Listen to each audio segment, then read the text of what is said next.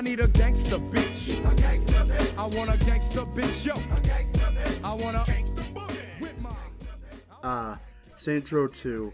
A game with all my sexual fantasies rolled into one. But what makes the game so good? Well, I'm glad you asked. Let's start with the game's story. You play as a member of the 3rd Street Saints who's been in a coma for, I've heard 2, I've heard 5, I've heard 3. You've been in a coma. Years. A real motherfucker named Carlos helps you out, and you try to rebuild the Saints. The story has drama, suspense, sexual tension between Johnny Gat and Dan Vogel. Even with the more out there concepts in the game's story, it still manages to keep itself pretty grounded in reality. Overall, the story's good, the campaign's good, there's not many bad missions, good story. But of course, there's more than just having a good campaign. What about the sandbox? So, Saints Row 2's sandbox is less of a sandbox and more like a beach. You can just keep fucking digging, and every time you boot up the game, you'll see something new. Whether it's intended or not, you know, up in the air, but there's always new shit to see. This is heavily in part due to the detailed map and the detailed AI.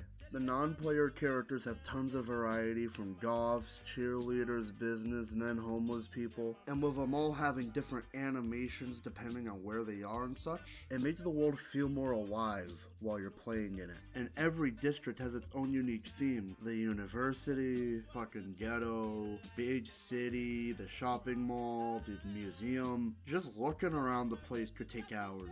Not many sandboxes are satisfying in this way where you always find new shit. The only other sandbox game that really comes to mind is Postal 2, and that's a lot harder to recommend. There's like 4 or 5 different vehicles. When you steal them, you can start a fucking minigame. Crazy taxi, ambulance driver, tow truck.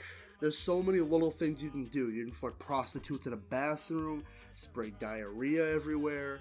It's fucking yes. And the game doesn't hold your hand or force you to see all these little things for yourself. It's genuinely one of the best sandboxes I've ever been in, and it's even better with a co-op partner just dicking around. You can crash right into a fucking gas station, have it explode, and it doesn't even fucking kill you, it just makes you go flying. That's awesome. So we got a good story, we got a good sandbox, good combat, the game is dope, the game is sick. This game gets a recommended rating. I hope when Saints Row 3 comes out, it's as good as Saints Row 2. Crystal, you've been in the simulation for 2 months now. Saints Row, good. Saints Row 3 and 4 had fun stories but lackluster sandboxes, and the reboot is dog shit.